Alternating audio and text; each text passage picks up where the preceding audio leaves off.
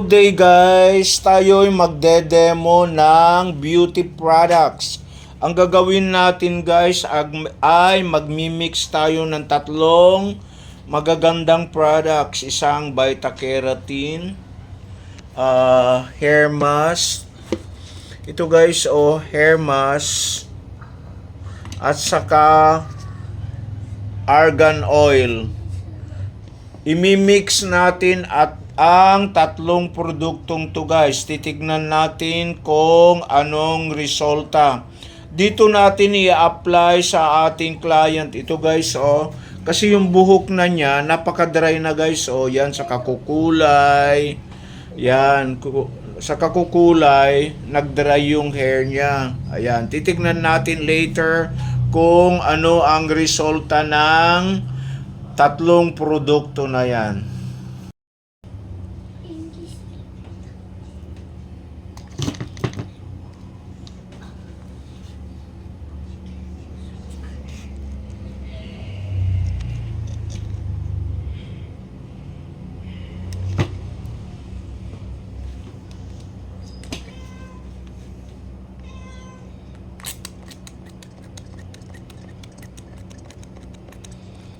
Ayan guys, yung tatlong product.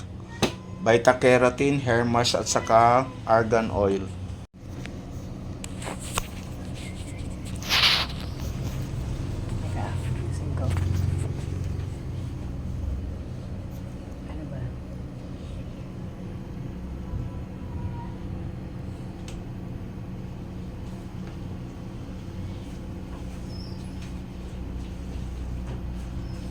Yan guys, as usual, bago natin i-apply, kailangan section ang buhok natin, ang buhok ng client, para magandang i-apply yung treatment. Yan, kailangan uniform yung pagka-apply niya, kailangan yan. Naka-section lang tayo palagi para sa ganon, yung application maganda. Yan. I-apply natin yung tatlong products na to. Isang keratin, isang hair mask, at saka isang argan oil. Tingnan mo na sa mga sentro pa.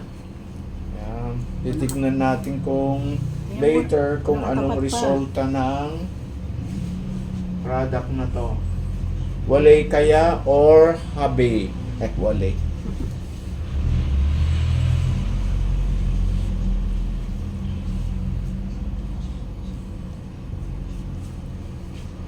Yan, ganyan lang guys.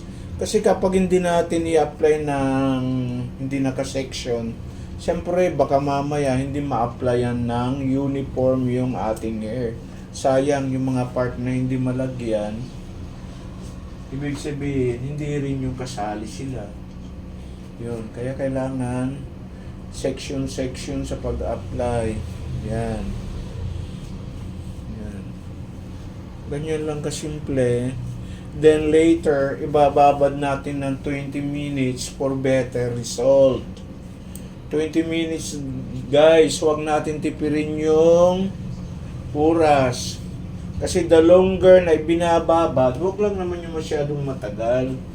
Pwede rin hanggang 30 minutes, yan. 20 to 30 minutes, the longer na ibinababad yung oras, siyempre, mas maganda yung resulta ng pagkababad ng gamot. Yan, ganyan.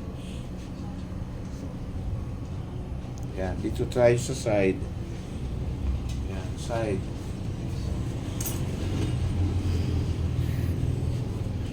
Yan, applyan natin yan. Okay lang na mabaano sa scalp kasi hindi naman yan mahapdi. Yan. Walang problema kung dumikit siya sa scalp.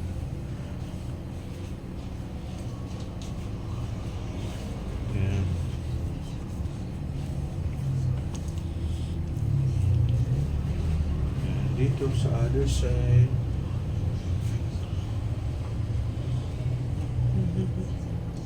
Ating pag-isip. Kaya guys, bili na kayo sa produktong to. Mas maganda guys kapag mag-mix kayo ng mga ibang products katulad ng hair mask. Bili kayo ng isang hair mask, bili kayo ng isang Vita Keratin, at saka isang argan oil. Naku guys, napakaganda talaga ang resulta nito. Para rin kayo nagpa-Brazilian. As usual guys, tulad ng sinasabi ko, ang pag-apply ng mga gamot na to, twice a month lang guys. 2 beses sa isang buwan. Yan. Basta maganda yung pagka-apply ng mga gamot, matagal ang buhay ng uganda ng gamot na to sa inyong buhok. Kailangan lang yung maganda yung pa-application natin. Yan. Saka be generous, huwag tipirin ang paglagay ng gamot. Kasi pag tinitipid, syempre, hindi maganda yung resulta. O ayan guys, ang tabayanan natin. Pagkatapos, for better result, lalagyan natin siya ng plastic.